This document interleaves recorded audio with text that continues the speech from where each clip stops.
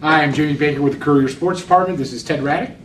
And this week we are joined by not an empty chair, but Dave Hanneman. Hi, Dave. Happy to be here. And we're going to talk high school football, and we're at week 4 already. Ted wishes we had 22 football games and 10 basketball games. Make it a rule. Make it a rule, but we're on week 4, so we'll be 40% through the season. And it's opening week of league play for a lot of leagues, and this week, Findlay High opens in the track against Oregon Clay. What do you think, Dave? Findlay off to a 1-2 start. What do you think so far? They need a statement win right here. They're opening league play. Clay's not a bad team. They got Mike Lee, the new head coach. Got a really good quarterback and Josh Pennington.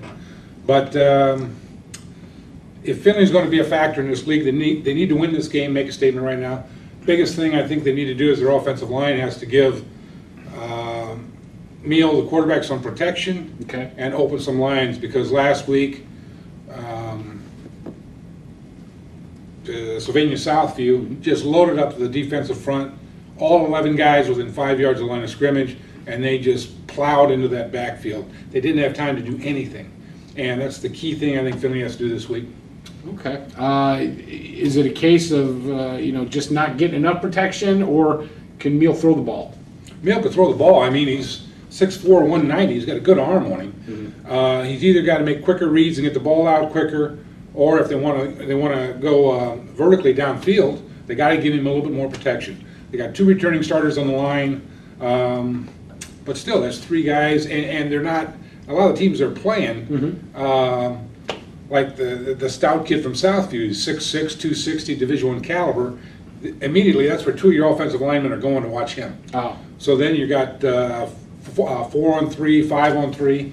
Those other guys have got to step it up a little bit, or else they're going to have to go to the screenplay worked good for them last week. Maybe they'll try that again against Clay. And go ahead, Ted. Findlay has vastly ramped up its schedule from last season. What have been your impressions of that, and how they've handled that so far? My impression is they're seeing better caliber of teams Friday night. I mean, you're playing East Tech. By the second quarter, you've got your 3rd string in. That's not necessarily helping your starters on Friday night game preparation. Now you got to keep your starters in. You've got to be fresh. You got a 2 platoon. You need a little more depth. And what's really standing out against some of these teams, these are good teams, you need Division II or at least MAC level athletes at enough positions to really compete. Last year, Findlay had a number of those. Right. This year, I don't know they have as many. I mean, they're playing hard. Great thing about Mark Ritzler is his teams execute very well, but sometimes you just need that extra bit of talent there. Well, and when you're playing Division I high school football in the track, those are the type of athletes you're going to have. Absolutely. You see those every week. Right. All right, let's talk a little bit about the BVC. Not many Division I caliber athletes, but I tell you what, last week I saw one heck of a football game. A lot of hitting. Van Buren, Lipsick, a lot of hard hitting. Van Buren came out on the short end. Turn around for Lipsick. They got Arlington next. Tell me a little bit about Arlington. You saw Arlington dismantle Pandora last week. Tell me a little bit about that. The first thing I want to say is I don't know that Arlington is 56 points better than Pandora. Okay. They are better, though. Uh-huh. And they're improved from last year. I talked to Dick Leonard after the game, and I asked him how good he thought his team was. Mm-hmm. He gave me a pretty good answer in that he doesn't think he's sure yet. Okay. And,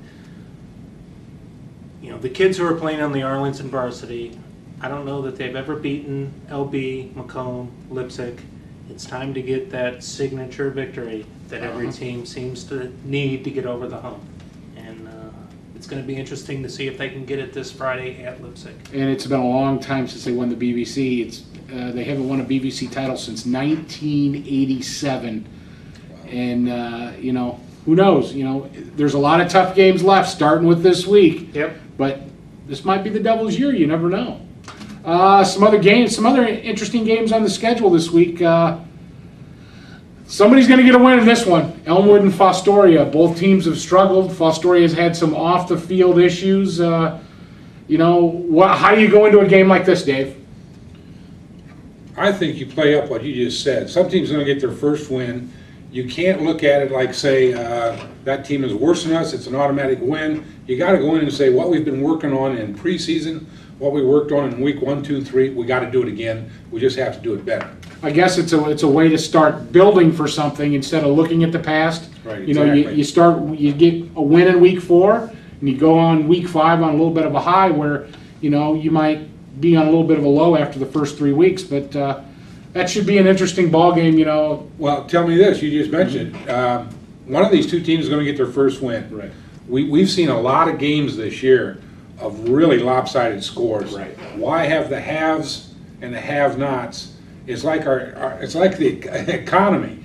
The split between the lower class and upper class is getting bigger. What's happening with high school football? It seems like we have that problem in the BVC right now. Some teams that are really struggling and some teams that are really outstanding. And, you know, it's